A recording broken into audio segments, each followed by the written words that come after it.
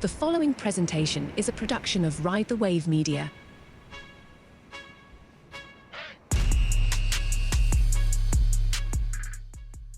We are those guys. We hope to be your guys, bringing you the latest from around the National Football League with, again, mini camps now underway. We put OTAs behind us.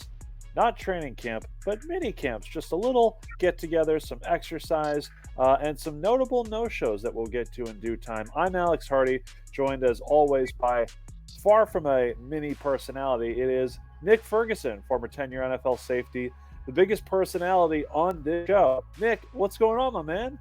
Hey, man. It is great. It is the summer. It is time for Clementine lemonade. If you drink that, time to put your feet up and look at those summer blockbusters. Clementine. I know it's stone fruit season, but I didn't expect to hear any talk about clementines. What is clementine lemonade, Nick? You never had that? I think that's what it's called. Just juicing a clementine and adding sugar to it? I guess. Yes, that's exactly what it is, right? It seems like it's closer to orange juice than lemonade, though, because lemonades, you need lemons. Hey, listen. Yes, you do to make lemonade. But to make orange juice or fresh squeeze, whatever, you just squeeze the juice out of it, add a sweetener, water, stir and mix it. We off and running. Good on you. Kudos, Nick Ferguson, our lifestyle guru, who will say sweetener because sugar is the devil. Yes, it is. So if you hung out with some of my in-laws' families, some of their relatives, or other fans of the Pittsburgh Steelers, they may consider Mike Tomlin to be the devil because better the devil you know than the one you don't, as far as the Rooney family is concerned. A new 3-year contract extension for Mike Tomlin, signing him through the 2027 season. I should note the second of back-to-back 3-year contract extensions, which in the last 7 years for the Steelers head coach, no losing records, of course, but no playoff victories as well. So we're talking about a divide between the local and national narrative of what the expectations are in the Steel City, playing in the most competitive conference in the National Football League, maybe the most competitive division there is with the AFC North. So, Nick, I'll start with you. I believe still in the league when Mike Tomlin became a head coach, so that is important to note. We love long-tenured coaches that have some connection to our own Nick Ferguson, because as time goes on, the further and further you've been away from the playing field. But I just there's so many feelings to have where, as someone not ingrained in that city, it seems like a no-brainer to keep Mike Tomlin there. But maybe you can dig into why others may be upset about keeping things the same in Pittsburgh. Well, the reason, Alex, that people are upset about keeping things the same, because everyone wants change. When things don't go well in a team that has been to the Super Bowls, and just think about the Pittsburgh Steelers, right?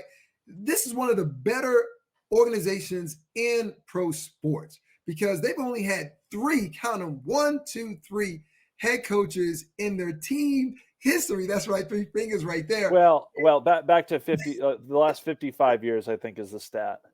Yes. So with this team, and knowing as though they're in, just like you said, they're in a tough division, if not the toughest division I think in so. football, right? So with that being said, the wins are not going to come as frequently as you want. And just think about, Mason Rudolph was there. You had Mitchell Trubisky, who was there, and you had Kenny Pickett, who was there himself. None of those guys are with the team at the quarterback position. And they're saying, look, right now we're turning the page with Justin Fields and Russell Wilson, and these are going to be our quarterbacks of the future. So while some are upset, I am not as upset. And I've had a chance to talk to Mike Tomlin when I was working for the 49ers, and we were there in Mobile at the Senior Bowl, and his approach to the game is kind of different from any other coach, considering the fact that he comes from that Tony Dungy tree.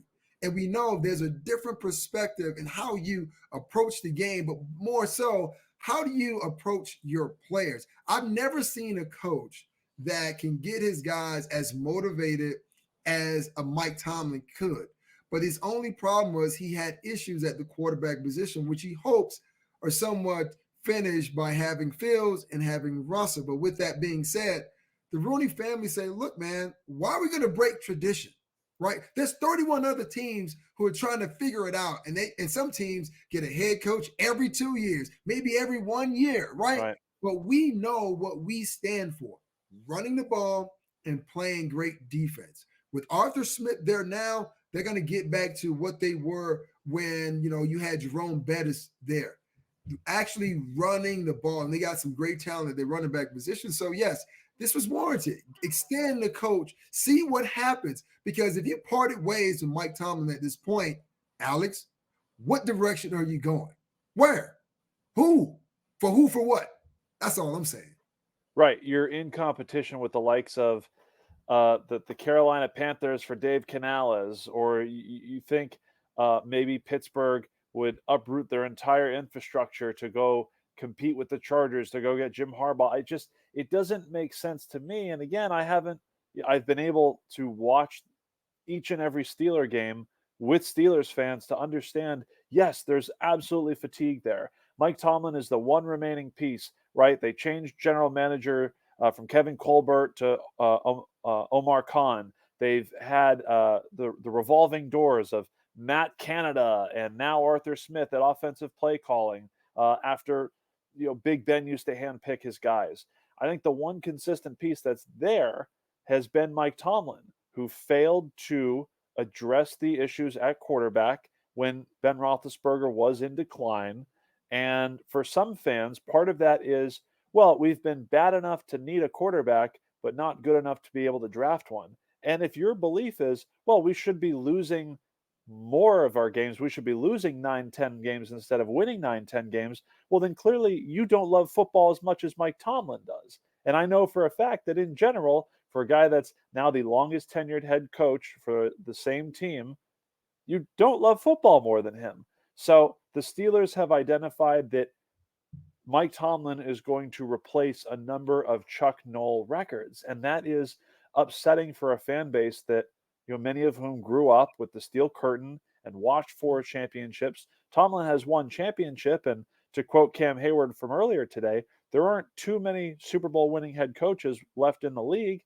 And, he's at, 18 seasons now. In 3 years, he'll be 21 seasons with the Steelers. Would just need a couple more to pass Chuck Noll. He's at 173 career wins. If he goes 7-10 each of the next 3 years, which again, he's never done, he's been always better than that, he'll pass Chuck Noll at 193 career wins. And Tomlin is second all time with active head coaches behind Andy Reid with wins overall.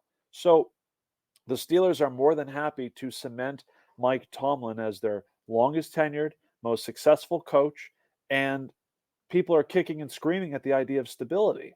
And I'm saying people being some Steeler fans, some people on the outside, just not really respecting how hard it is to remain competitive with the pieces that they had at quarterback and the injuries that they sustain on the defensive side of the football. Like, they've gone from Super Bowl contending with a healthy TJ Watt to downright bottom 5 overall when he's been hurt.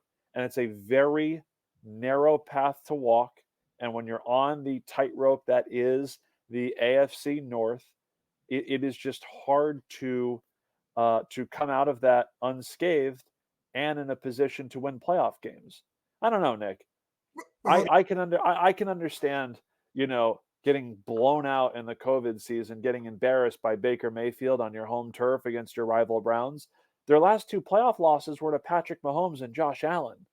Like, the rubber's going to meet the road. This is a league of have and have-nots, and they do not have that franchise quarterback, and they're taking new approaches, firing Canada mid-season and taking veterans on 1-year prove-it deals, and Wilson and Fields, as you mentioned. I don't know how this team gets better replacing Mike Tomlin. So ultimately, I think the Steelers are doing the right thing. They are, and this is par for the course, is it not? I mean, he's one of the longest senior coaches in the NFL. And in his 17 seasons, he doesn't have, guess what? A losing freaking record. Right now, I mean, Pittsburgh has 17 years, right? They hadn't been to the playoffs, and you don't go to the Super Bowl. But once again, this is the pressure associated with winning, right? When you win, the fan base expects for you to get back there. And when you think about some of the top organizations and fan bases in the NFL, Pittsburgh Steelers are right up there. If they're not number one, they're number two because that fan base travels well and they're watching what's happening around the NFL.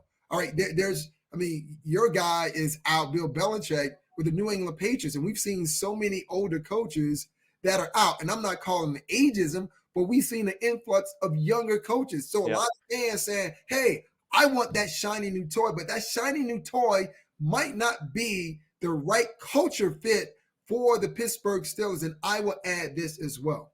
When you look at diversity in the NFL, no one in the NFL does it better than the Pittsburgh freaking Steelers. And to know that Mike Tomlin, being a long tenure minority coach in the league where you don't have enough minority coaches, one, getting jobs, two, getting interviews. So for me, that's the biggest story, Alex. Yeah, no, it's special.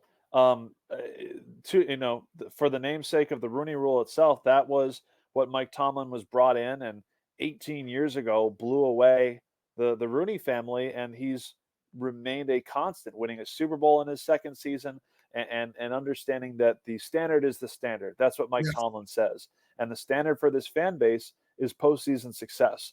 We preached 55 years, 3 head coaches. However, 7 years without a playoff win is the longest drought for this team within that 55-year span.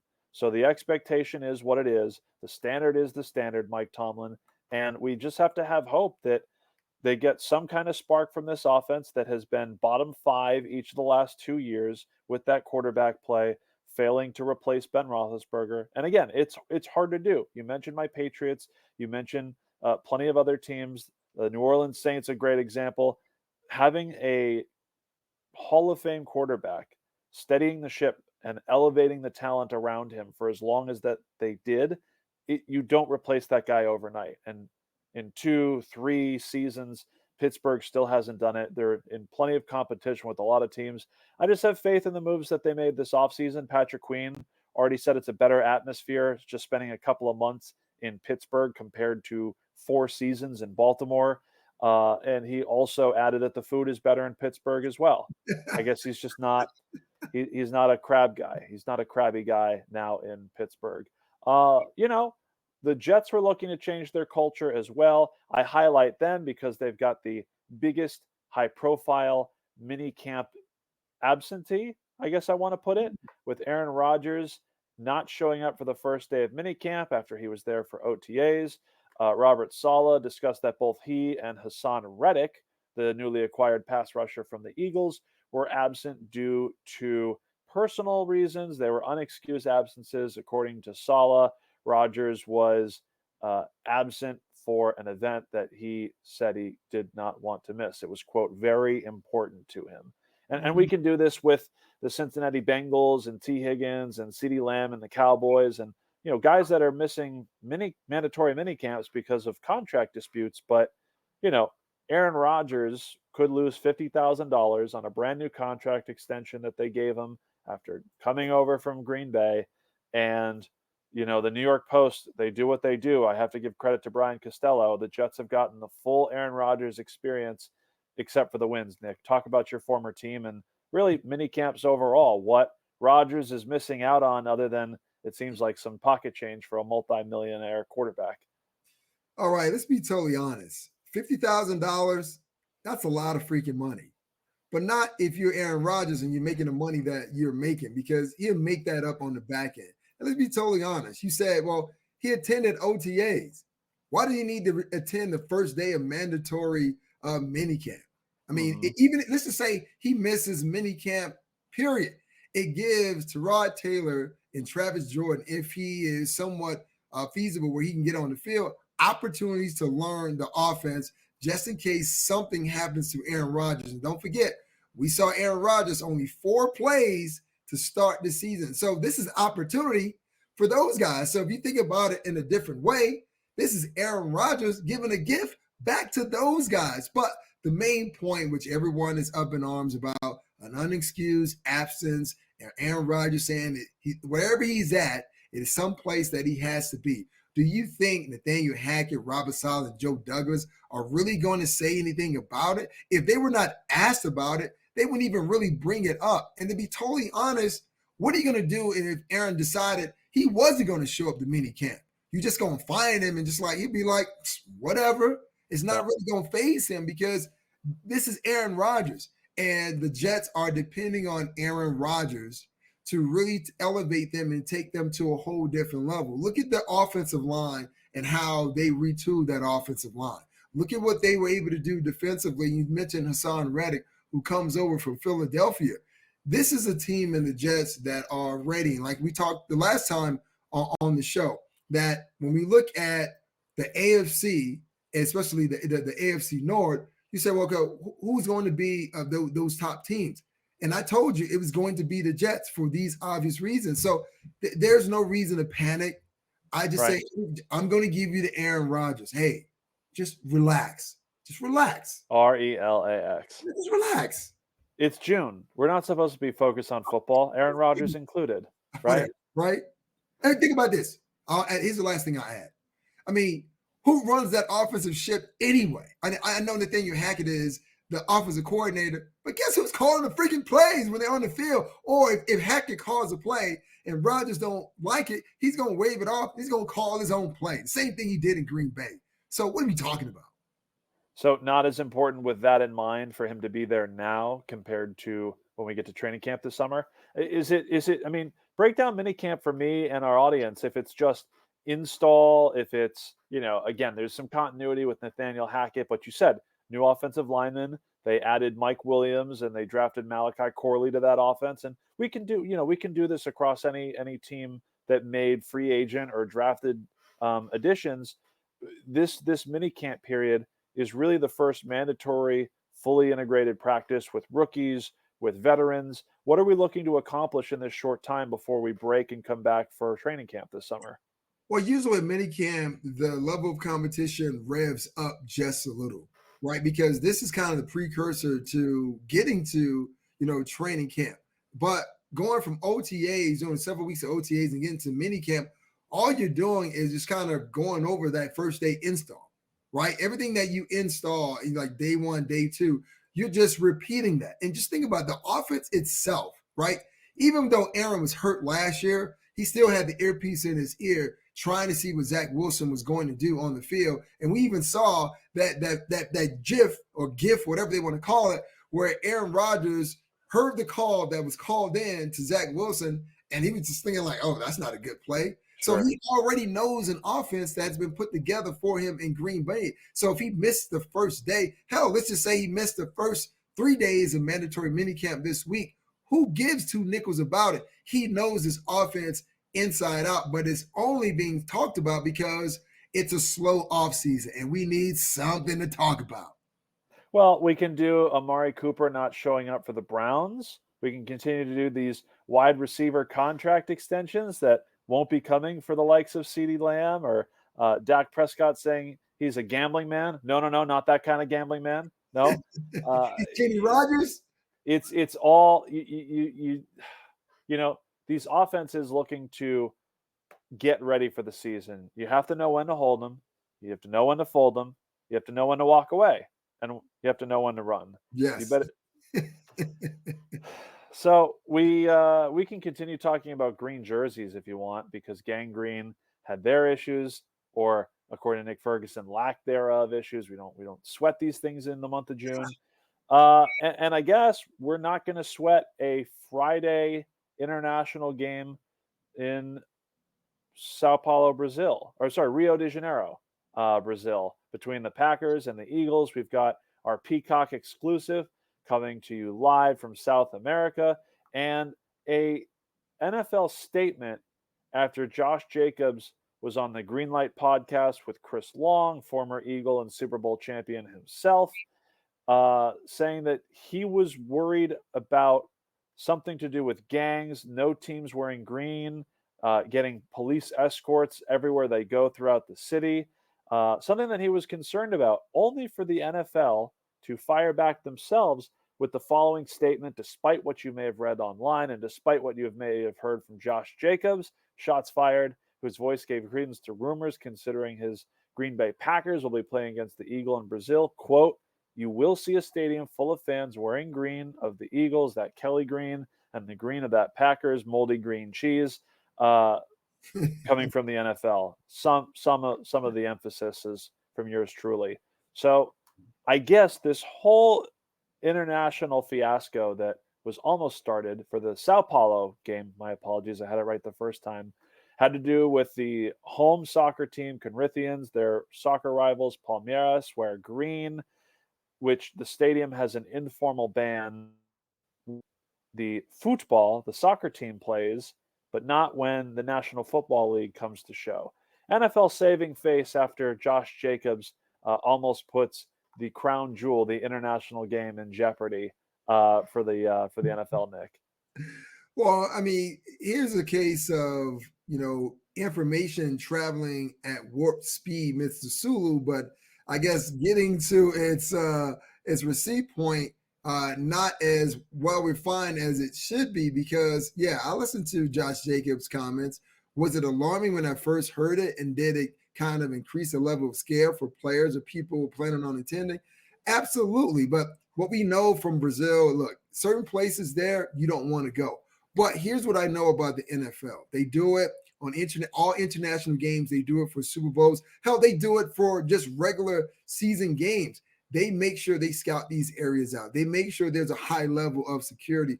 And if the team is playing in Brazil, and we have two teams, and this is the NFL trying to expand the brand, they always send people out there weeks, months, years before to plot out areas to say, hey, this is where players are going to stay. This is where players can't go. And if you are in a foreign country, obviously they're going to give you the rules of the land and say, look, if you're going to go here, make sure you go together. Make sure you go with security escort, if that is the case, because this is still considered an international game, and we don't want an international incident. And oh, by the way,